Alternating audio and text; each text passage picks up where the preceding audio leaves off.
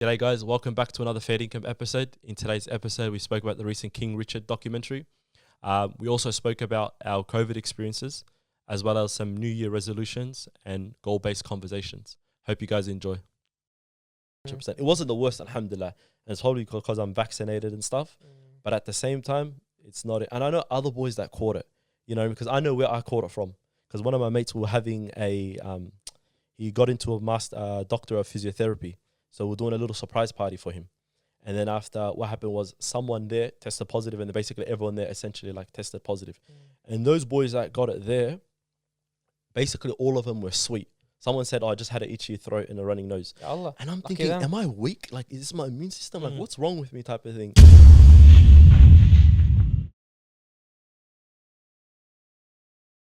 What happened with King Richard? Yeah, give us a bit of an insight to King Richard, Ashraf. Have you watched the trailer or anything? I remember back, let me adjust this real quick. I remember back, a year and a half ago when the actual trailer came out on Twitter, when I was seeing it for the first time. I saw it on Twitter and there was a massive buzz behind it. And I was like, damn, that's actually kind of lit. You know, Serena, Venus. And I thought it was a bit lit that, what's his name? Will Smith was playing the main actor. Yeah, it's pretty cool. But no, I haven't watched. Didn't it come out, what was it, 2 days ago? Thursday. Came out Thursday. So I watched it yesterday. Honestly, bro, it gave me goosebumps half the time. Because there's so many, like they started training when they were like 4. And like 14, 15 is really where the movie's at. And then when I'm watching it, I'm like, man, they can actually make so many movies on the childhood of stars. Like, for example, Michael Jordan obviously got acted in his high school team. Like, how mad would it be if someone acted as Michael Jordan and his dad, because his dad trained him and stuff like that, or worked with him. It's like there's so many, like Kobe, because Kobe went overseas. It's like, but childhood stories with how they made it. Like LeBron, no one spoke about him so highly, like in high school. I'm like, it's actually such a big market. Because it's actually so hectic. Because I know Serena's the GOAT of tennis, you know, like in the female category, if not all of it, you know. And Venus was up there, but then just learning their story, like, subhanallah, very interesting. Yeah, like I'm actually gonna watch documentaries about them. Oh, it's unreal. Yeah, because for example, Ali, we hear about like Beckham gets signed at 15 for Man United and stuff like that. Venus was like 14, professional tennis against adults. Professional. Yeah, professional. And there's a difference between getting signed at 15. Like, there's a lot of players, like, for like Uruguay and stuff, like, they get signed at 15, 16 in soccer, and they're on the bench. But then she's, like, taking the spotlight at 14 in professional. So it's like... Especially a solo sport as well, which is... I don't know how you're going to compare it, but it's a bit harder to stand out in the sport. And first African-American to kind of come into, like, an all-white sport. And then for 2 people, like, for example, it was in the trailer, and one of the coaches goes, oh, looks like you have the next Michael Jordan on your hands. Yeah. And then Will Smith, the dad, goes, oh, I have the next 2 Michael Jordans. And it's like, how crazy is like 2 sisters dominate? Yeah, because Venus is older, Yeah. Venus is older sister. But then they dominate a sport. Like, who is that? Like, we hear, like, for example, they were, you know, we see LeVar Ball. King Richard was that in the 90s. Pre-social media. And the whole movie's pretty much about him and how he marketed, what he did wrong, what he did right. Was he a controversial guy himself?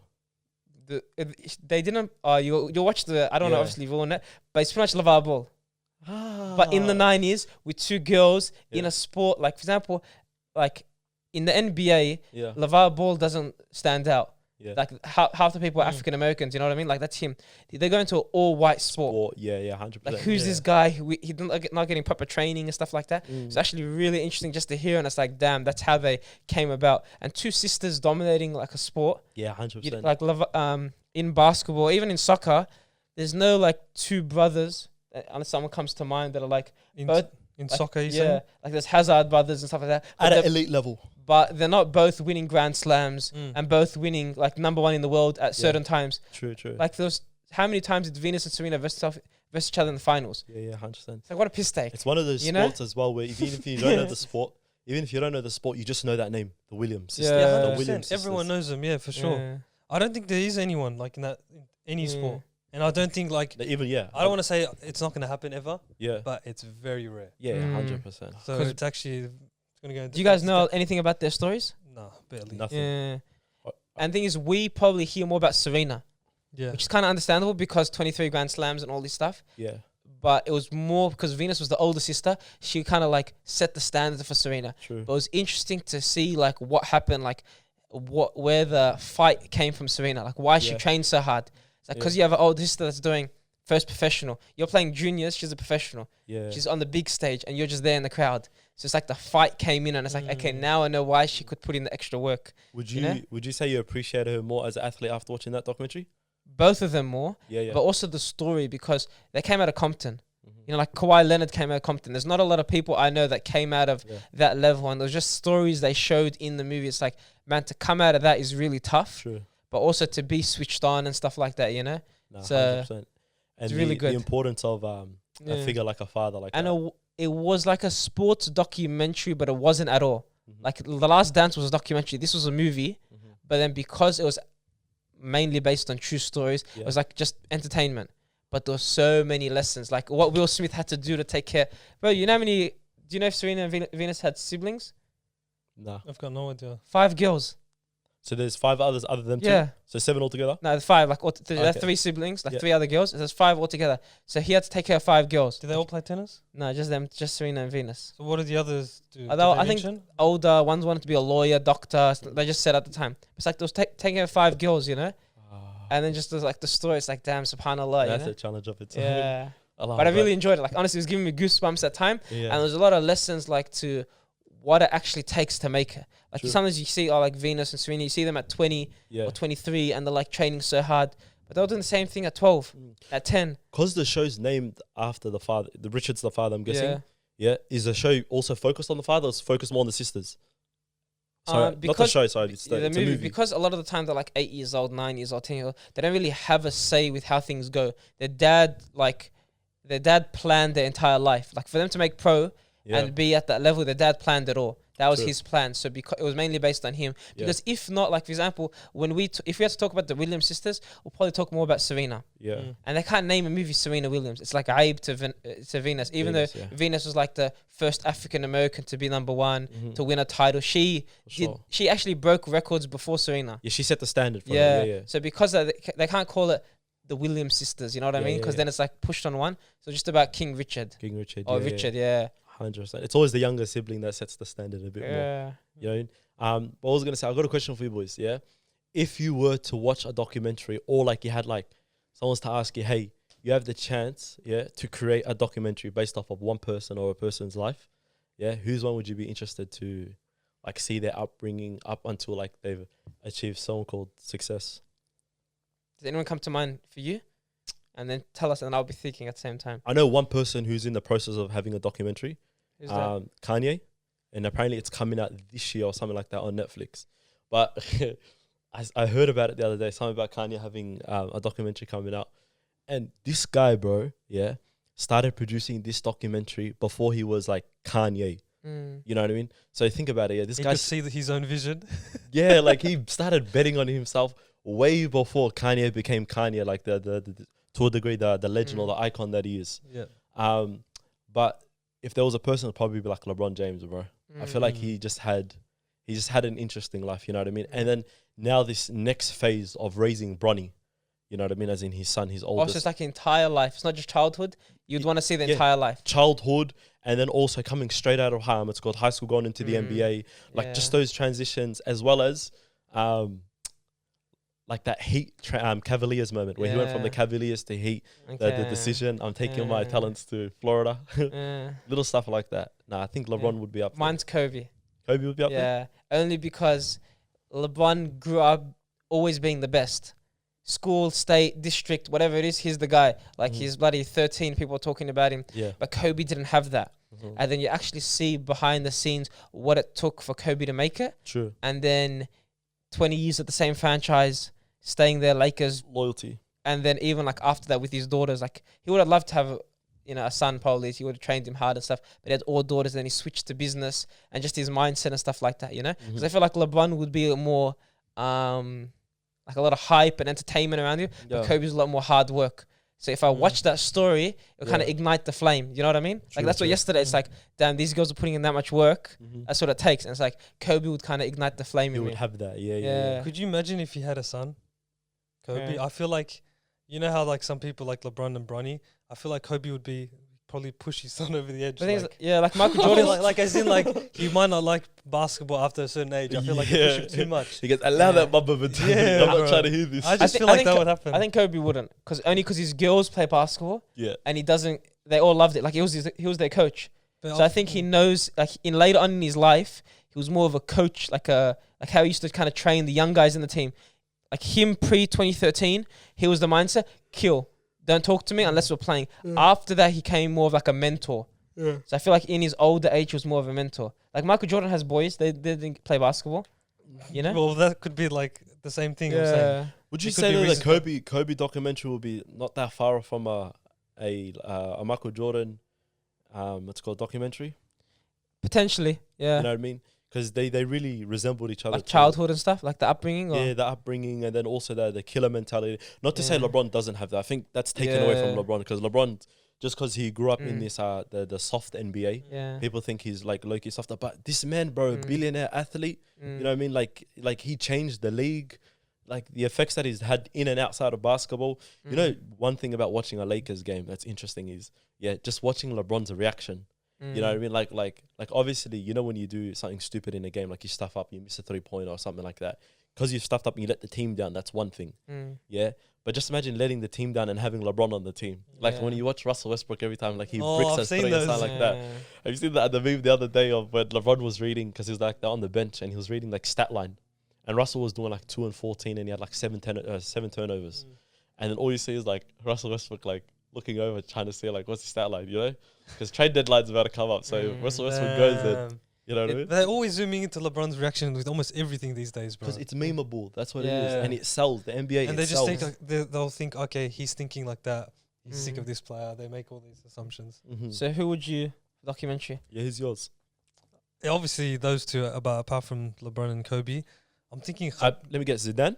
No, Khabib. Yeah, I was thinking Khabib. Yeah. Zidane's a good one, but I like Khabib with like where he's come from in Russia and like his sort of like types of training with him growing up is so different to everyone else that have made it to the UFC. True. And obviously he's made it to UFC where it's like no one can, he's untouchable. It's like, how did it even happen? And even the idea of like him wrestling bears at a young age, like what the hell's going on? Like imagine like obviously that'll be so hard doing a doc. Imagine getting a kid to wrestle a bear or something like that. But oh yeah, true. Yeah, even like that. The what? Sorry, what was it? The Revenant, the Leonardo DiCaprio Yeah. movie. So you can do something like that. But it would be very interesting just to see his way of life, like how different he is to all the other aspiring athletes. What do you think would stand out the most? I think that like that's what it is, like his way of life and how he was conditioned over the years compared to the other athletes. Okay. And you see even other people coming from like in the same place in Russia, Dagestan, like their machines as well. Obviously not to that level, but there's a certain way of life and training that they do is like unmatched. True.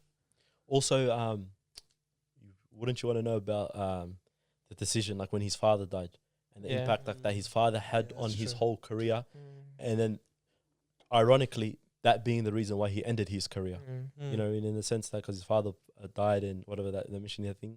Yeah, that'd be pretty cool. There's actually a lot to it. You're right. There's a lot more than just the. It could be a big market now, though. Like after King Richard, and if they start doing similar things, so obviously they did like Muhammad Ali and stuff like that, but we know how big The Last Dance was. Massive. And I think King Richard, I don't know how big it is, but because it's Will Smith, people want to go watch it. If it was another guy, it's like, I'm not really sure. So it could be something where people are like, damn, there's actually like, you know, because there's like, this is like history in sports. Like Serena Williams, 23 Grand Slams, you know, Khabib having like, he technically never lost a match and didn't even lose like a round. True. Like it's like these guys are unbelievable and it might not happen for 10, 15 years 100%. Or even like ever get touched. You know, it's like the Drive to Survive with like Lewis Hamilton and stuff like that. People talking about Formula One, everyone's getting into it. Yeah. Because they're making like sports documentaries or whatever, like entertaining. True. Some people surpass the sport itself. Yeah. But also even like Serena Williams in of herself, you know what I mean? Like obviously you got to give love to Venus. But like when you're going to go watch tennis, you know certain sports you watch the sport for certain people. Like I would never watch a game of golf in my life. But just because of Tiger Woods, maybe, you know, just to see what he's You'd about. Consider it, You know what I mean? I feel like the same thing with tennis. I actually watch tennis, but like if I didn't watch tennis, if there was a reason I'd watch it, is based off of like Serena Williams. Like that would be legendary to have someone like her in your life. What about the running Mo Farah? Yeah, Mo Farah. If it wasn't for him, would you watch it? I was watching it the other night. Yeah, You that's saw what I that, mentioned that. Yeah. So, bro, this guy woke up like 5 a.m. just to watch a match like Mo Farah to finish. Yeah. Thinking, who the hell wakes up to watch it like a Nah, 'cause marathon? you know where that came from, yeah? So like when I caught COVID, yeah, I got bored. Okay. After I caught COVID, I'm like, let me like sort of like with the whole New Year resolution, this, that, like let me incorporate cardio into like my like my workouts and stuff. And I used to love running. Like I really, really loved it. And especially like mid to long distance. Well, I used to call like 800, whatever long distance, but on Olympic like standpoint, it's not even close to long distance. Consider like a short run. Anyway, so the other day, I remember after coming back from a run that same night, I woke up. I don't know what it is with the algorithm or something like that, but YouTube recommended Mo Farah's video. No, YouTube didn't recommend it to me. I went down a rabbit hole on Instagram. Yeah. Then it led me to, you know, the guy that broke the world record and now he has a deal with Nike? The Kenyan guy, under 2 hours. Yeah, the under 2 hours I don't know record. his name, but yeah. I ended up landing on his. Okay. So I was like, so I watched his run. Then I started watching Mo Farah's run. And then after I went down a rabbit hole essentially. Where the hell was I going with this? Yeah, so Mo Farah, how'd you end up watching at 5 a.m.? Like, Based off of that, yeah. So I said to myself, after I started doing my runnings, and obviously I just had COVID and whatnot, I started to do my runs and I'm trying to get to a certain time point within a certain distance. And I thought my run was pretty good. I was like, okay, I have COVID. It's a bit slower than normal, but that's a bit understandable. Then I'm looking at Mo Farah, his run, and I'm like, subhanallah, this guy. And they're jogging. Like, it looks like they're not even trying. Bro, he's doing he was a 5,000, because he won gold at the London Olympics in 5,000 and 10,000. Okay. Yeah. And it's all about that last, 1,000 meters. Yeah. And mind you, I thought I was good at 800 meter running. His last 800 meters is like a sprint.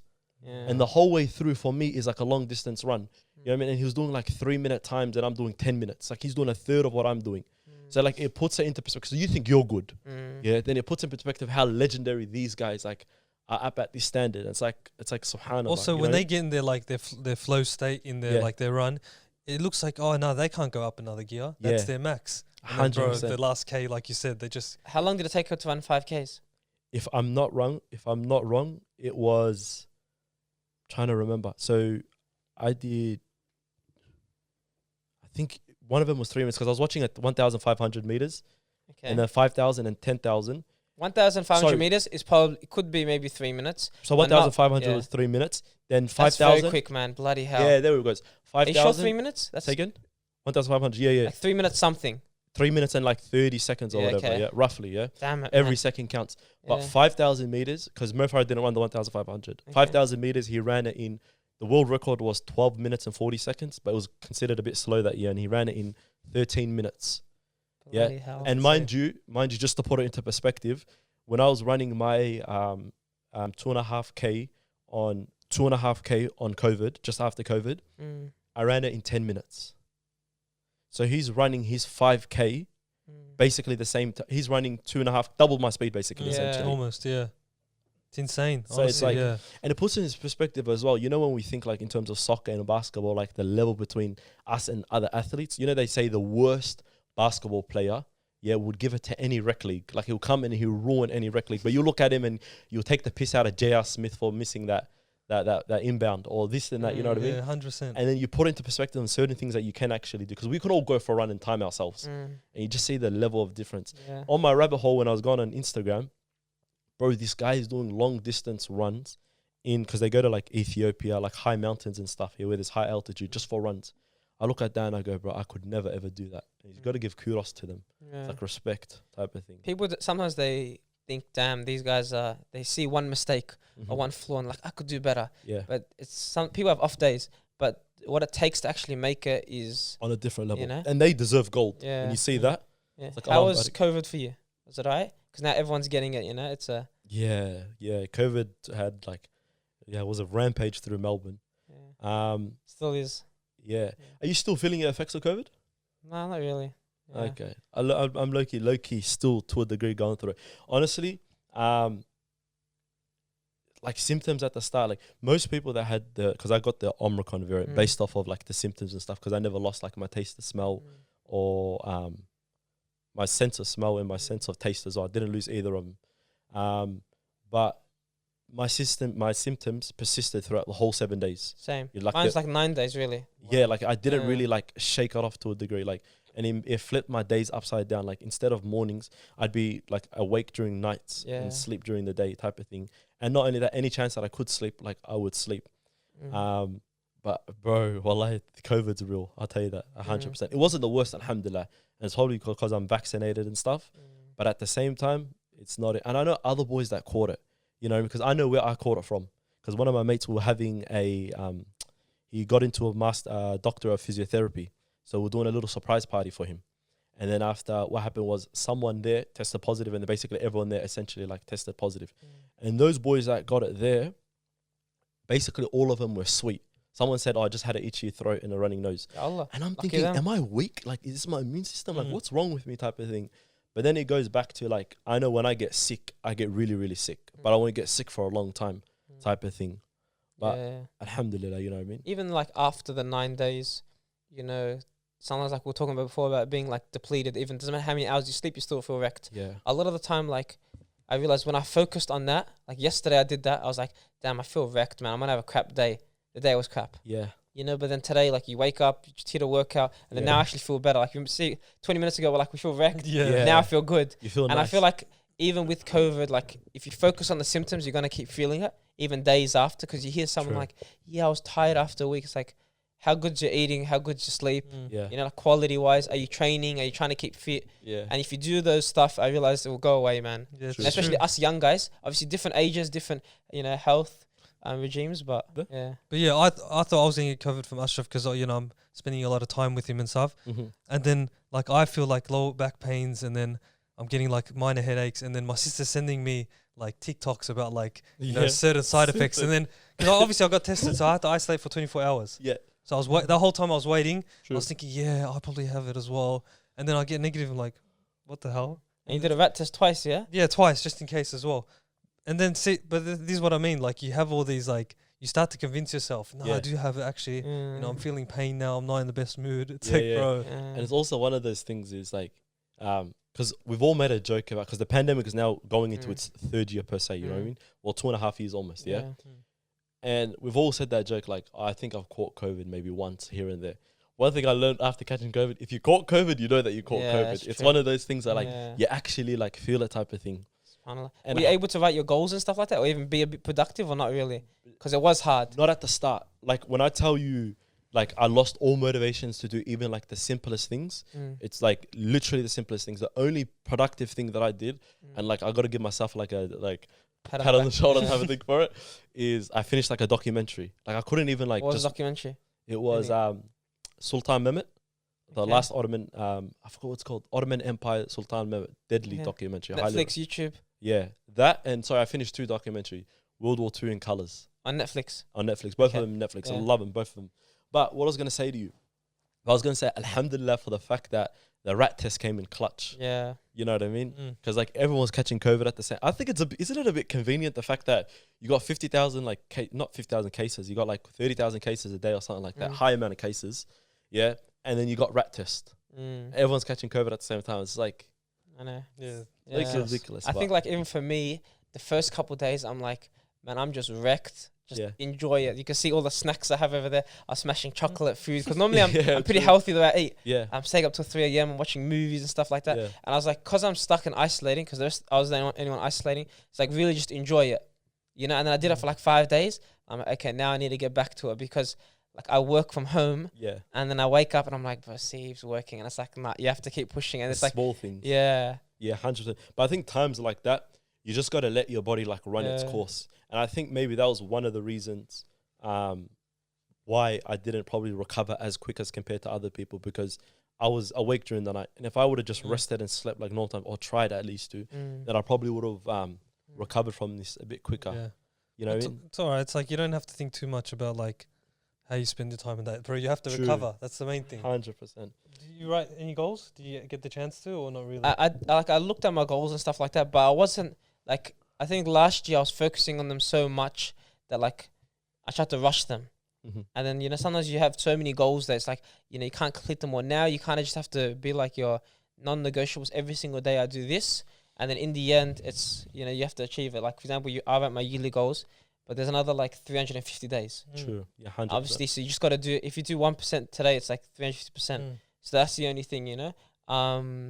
Also, I wasn't really that productive, but I didn't really care because you Yeah. have to give yourself, it's like gym, you have like a deload week where you relax. yeah, You kind of earned it, but the main thing is you get back on the horse. it's okay. Yeah, Yeah. 100%. But you got to just admit it to yourself Yeah. rather than fluff around and then. Because I was like, trying to read and stuff, and I did read, but then I just wasn't like focusing the same level and stuff like Yeah. that because I was watching movies for 3 hours, Yeah, and then I go, oh, let me go read now. It's like your brain doesn't true. work true. like that, you know? 100%. Yeah. It was a nice reset as well, you know, because like 7 days, because now they've changed the restrictions or whatever. 7 days, you just have to stay home, don't do nothing, whatever.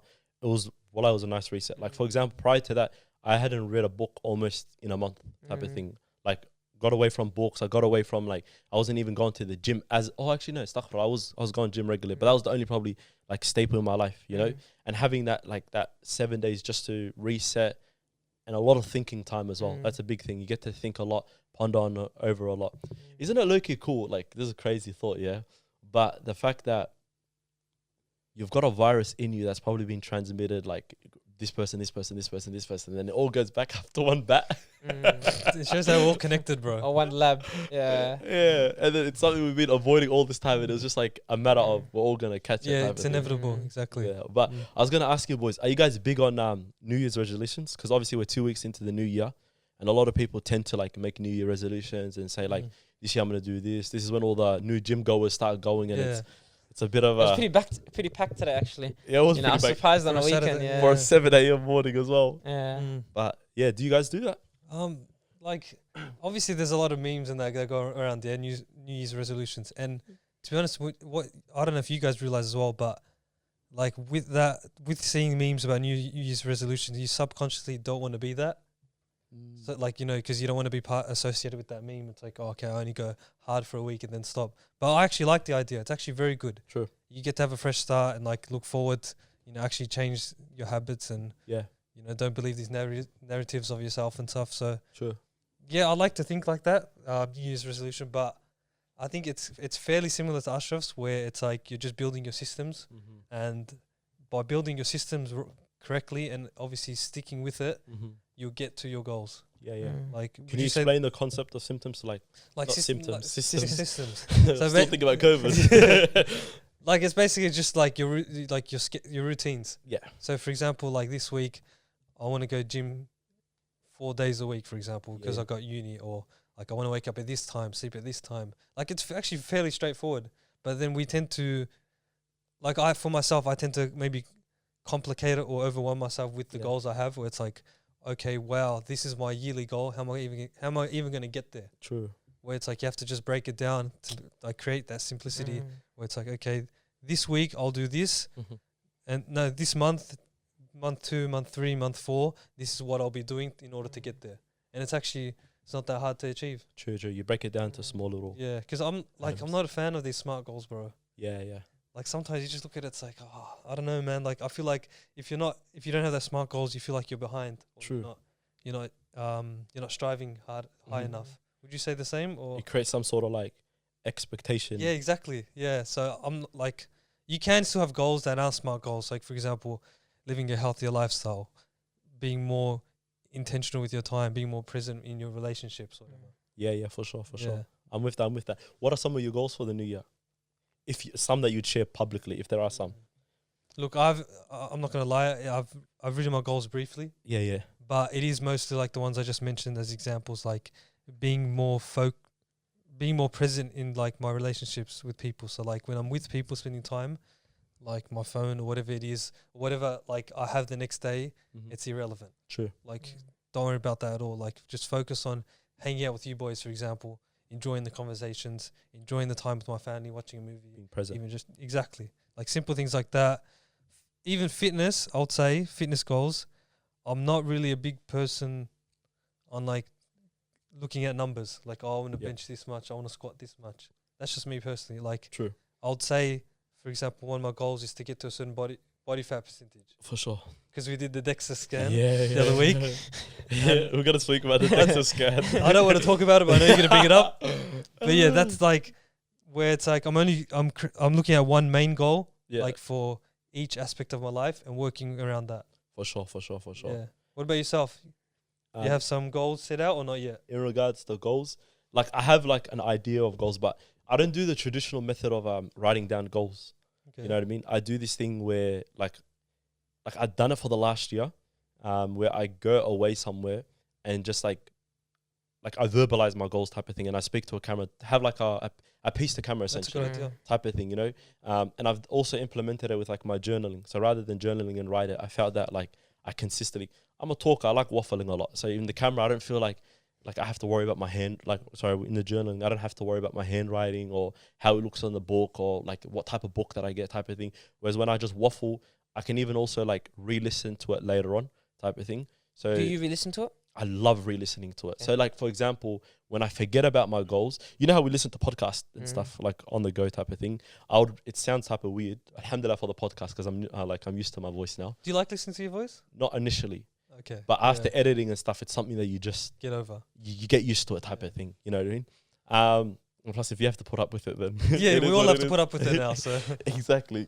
But yeah, so when I go re-listen to it, like times where I'm not feeling as attached to my goals, or I've lost a sense of what my goals were, it gives you that like that reminder, and it's you talking as well.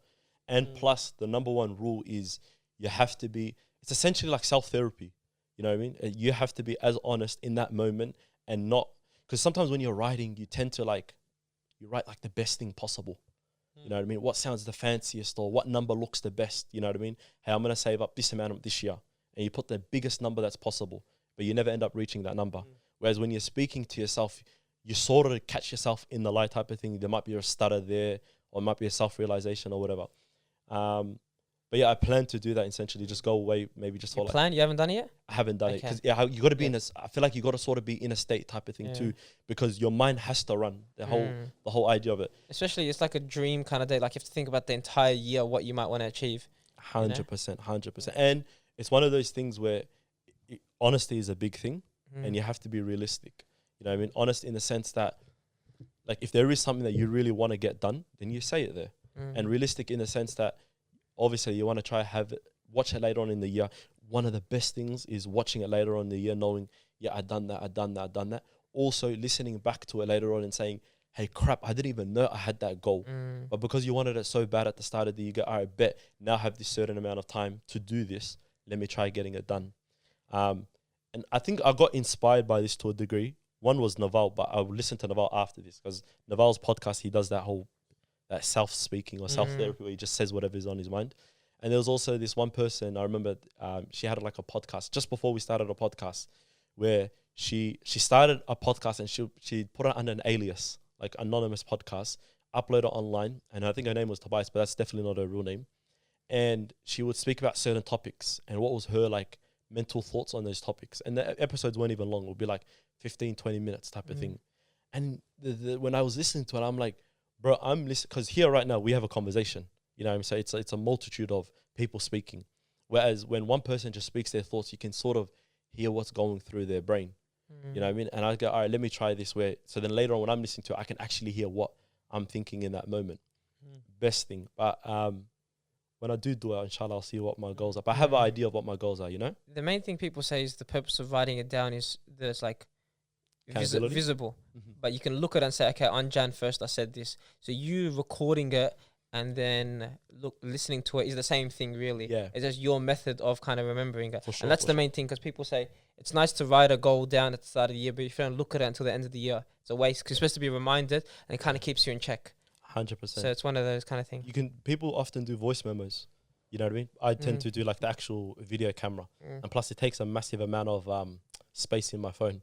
So when I go clean my phone usually regularly, I see this massive 20-minute video. Okay, let me Ya go. Allah. I can't delete it, you know, because Yeah. I have to go. Subhanallah. What about you, Ashraf? I've been writing goals for like 5 years, like ever since I came back from Jordan. So I kind of have a adapted mindset on it. Like it's developed throughout the years and evolved. Yep. You know, and I watch whenever New Year's comes about, I kind of watch a lot of podcasts on it. I watch a lot of YouTube videos on it to kind of tweak it. And it's still something I'm tweaking. But when I look at the new year, before I even look at going forward, I always reflect on the last year. Okay. So I've been writing goals for 5 years. So I'd get like the last 5 years, all the goals I had, and I'd look at it. Okay, what did I do wrong? What did I do right? Maybe I achieved the goal from 2019. I achieved it now, and I didn't even realize. I'm like, okay, that's hectic. And I have my 5-year goal. So obviously, it's kind of like all linked. I read that in 2018. So I'm trying to look at it, and a lot of it I don't even want to achieve anymore. But it's one of those where I'm looking, I'm developing, and I kind of try to review the past year because that's kind of more important to me.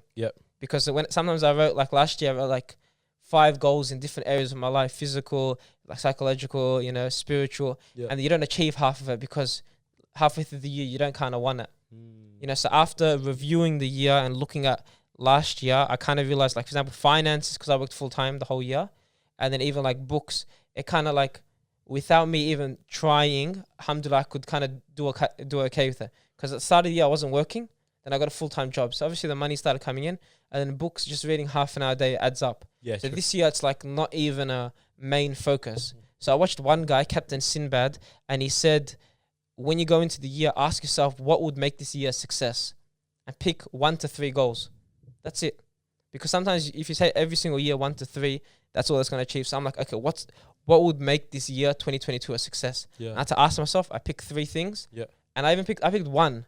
And I'm like this, and I'm like, wait, what else? Is it even physical? Like, I know I'm going to train anyway, so it doesn't really matter. Like, if I say my goal is 15% body fat, and I get 17, like, it's not the end of the world. But something else might be more important to me, like something with fair income. So something big, essentially. It's like as big as you can, really. For sure. Because if you say, for example, I want to do 100 podcasts, and you fail at 76, it's like, it's still a good failure, if you know what I mean. So he goes, pick 1 to 3, and then I tried to pick that, and it's like everything should kind of be supporting that. You have other stuff, so I have a lot of targets.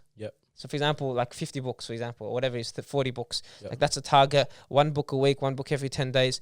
But if I fail on 36, it's not a failure. Like I did 36 books in a year. Like who cares? That's more than people do in their lifetime. Okay, I want to save $100 a week.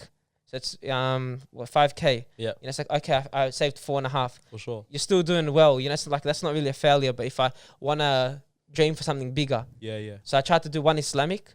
And sometimes like Islamic, it's a hard one. It's like, okay, this year you listen to maybe Seerah online or lectures, you try to memorize Quran, you know, try to go to the mosque more. It's like, what's important? And you kind of pick, okay, this year I want to get back into hifz. This year I want to get back into that. So I kind of had to break it down and pick what 2022 would be a success to me. True. So that, do you do it, like, have you done it already? Yeah, I did already, yeah. 100%. And when do you tend to do these New Year goals? Do you do it as soon as, like, damn, the I fireworks kind of go take off? my time with it. Yeah. Like last year I did it on the 10th of Jan. This year, same thing as Ali. Like I said, I'm always tweaking it. Like over the next couple of weeks, I just tweak. By the end of Jan, it should be done. But I like every single day I'd read it, and then I'd kind of look at it. But there's so many things. Like there's your targets, like I said, like 35 books or 40 books. There's the finances, and there's your actual goals. Yeah, true. And then I have like reminders each day that I would have to read. Like, see my whiteboard? Yeah. It changed. Yeah. So I used to just have, now it's like I have a weekly, a daily, and then I also have things that I want to do. Like the other night, my friend messaged me. He goes, "Come out, we'll go out to eat." I booked a place 9:15, and you boys know 9:15 is too late for me to go out. True. Like I'm an old man, you know what I mean? Like 9:15, it's like, bro, what time am I gonna sleep? I got gym 6 a.m., 7 a.m. I'm like, Bismillah, let me go. I went and I came home midnight. I never come home midnight. But that's what I did. I'm like, it's not the end of the world, you know. I gotta kind of do this, like what I said, I think earlier last year. I want to be more spontaneous. Yeah, I like you know, that. do that kind of stuff, because it's like, it's good to achieve your goal, but if I fail on December 31 and I reach it Jan 20 next year, it's not the end of the world. It isn't. Like the main thing is we're putting effort towards these goals every single day. And if you don't, like December 31 and January 3, it's 4 days, not really a big difference. But sometimes we look at it and say 2022. So I don't want to over like prioritize it, but it is there. And every single day I'm going to put work towards it. But if I achieve it early or achieve it a little later, it's not the end of the world. And also, like with the achieving your goals, whether you like it or not, you have to take some sacrifices. So like for example, if you're focusing more on gym a bit more than last year, your social life, for example, like be a bit of a sacrifice. Like you're not going out as much, but it's like, is that sacrifice worth it though?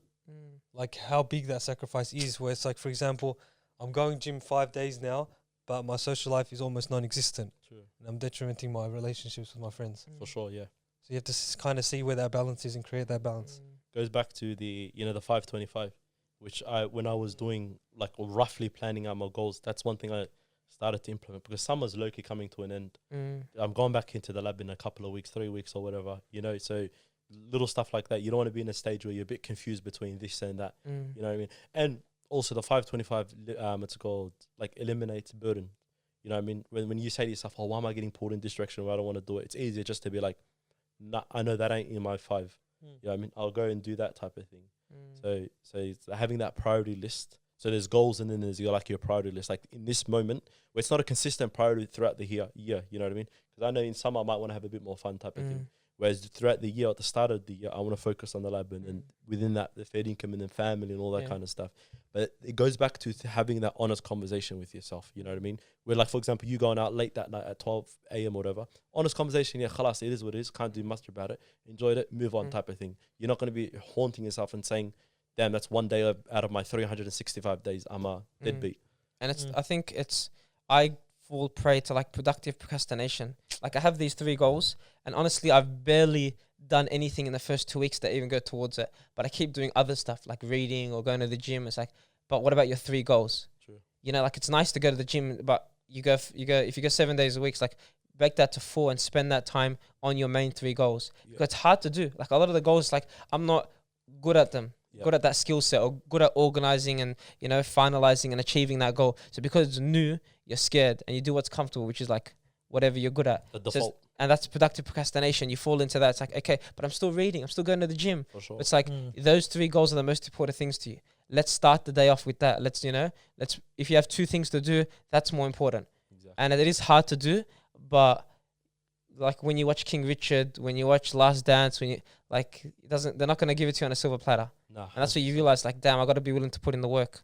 Yeah, exactly. So it's good, but I'm excited actually for the year, you know? It'll be a big year. Yeah. Inshallah. Inshallah. Yeah. It's good, you know? I think we'll leave it off there, inshallah. Short, sharp, simple episode. Thank you guys for listening to the episode. Send us some topic recommendations if you like more topics like this. Probably possible future guests who you want. Make sure to like, share, subscribe, and peace.